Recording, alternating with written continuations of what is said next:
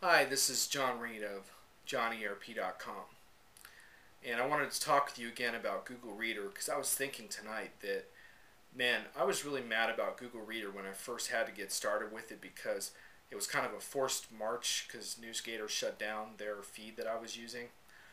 But now that I've really had a chance to bust my butt to get my Google Reader set up, I think it might be my most important business tool on a daily basis. It's just absolutely invaluable in terms of how I track the SAP marketplace. Now, not all of you are analysts and bloggers, and not all of you have the same level of need that I do to really track everything in the market that I track. But I'm sure there's many of you out there that do have particular areas that are vitally important, either to your clients or to yourself in terms of skills development that you really want to stay on top of. And if you really take the time to set up Google Reader the right way, it's going to reap huge, huge dividends for you. But there's also some things that you can waste time on in Google Reader. So I can kind of give you an example of some of that that will maybe help you a little bit. One is when you set up Google Reader, it's a good idea to have a whole series of folders and basically prioritize the folders. And what I did with that is I basically made sure that they appeared in alphabetical order in such a way that the top folder had the most important stuff in it, which is basically like the key analysts that I follow that are first on the most important stories. They're all in my top folder, so I created it alphabetically so it would do that. And basically my folders at a glance, the top folder is the most important all the way down. And so at a glance I can tell, and so the beauty of that is that even when my reader starts piling up and I have a few hundred articles in it, I don't really feel behind because I can quickly scan through the first 10 or 15 folders and see that I've covered almost all the most important ones, and then I hone in on the ones that I need to be looking at right away. But the rest can wait.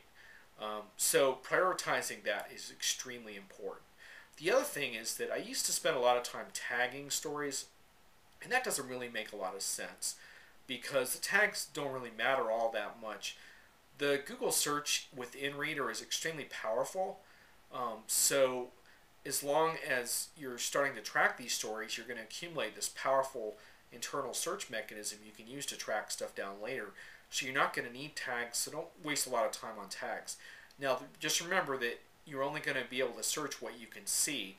So sometimes Google Reader displays a whole article, sometimes just a smaller thing.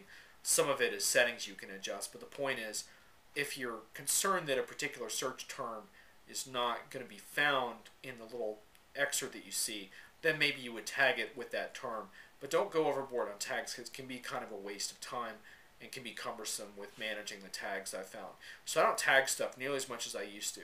I do often star stuff, so it can be in the starred folder easily if I want to prioritize it.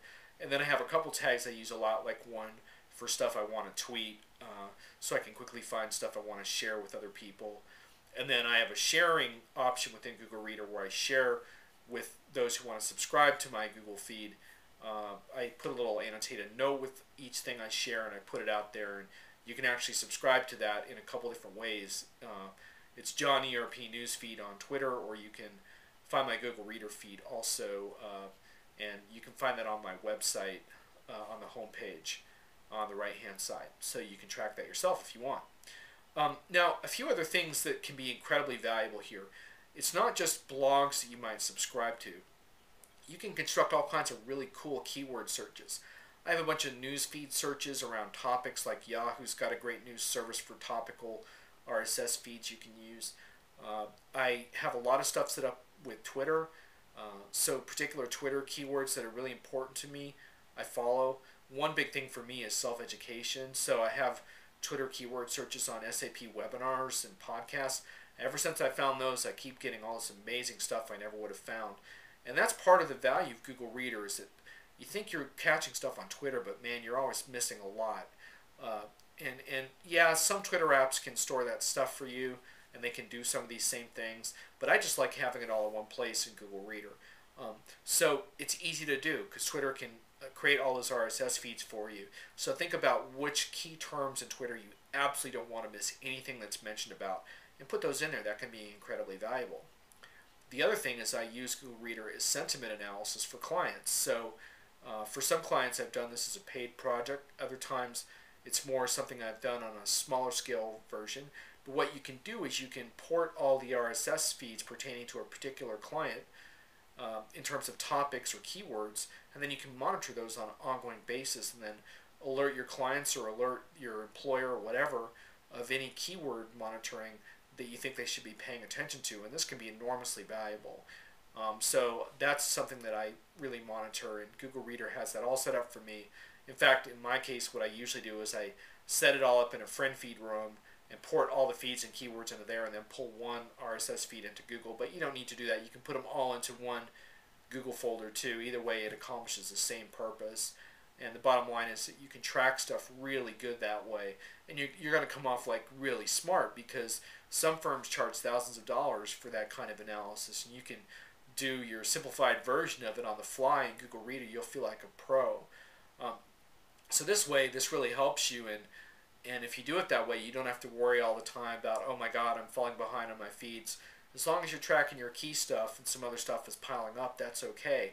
But I would say, eventually you want to prune the stuff, and if you're really not reading it or getting value, you should prune it and unsubscribe from stuff that delivers no value. And then also pay attention to the priorities. Like sometimes someone will be low down in one of my folders, and I'll realize, man, their stuff is really, really important for me to see right away. So I'll move them to a much higher folder, and that way, it's just my way of prioritizing what I think is most useful for me. It's not meant, as an insult to someone who doesn't get in the top or whatever. It's just how I have to manage information flow. And it's been really cool, and a bunch of people have started subscribing to the Reader in terms of the news stories I share, which has been fun. But, it's neat. You can track your own stuff. You can share it with your friends. And I think you're going to find it to be a really powerful tool that really complements other tools like Twitter. So I'm wishing you success tracking the mass amounts of information there and putting it to work for you in your SAP career. This is John Reed of JohnnyERP.com.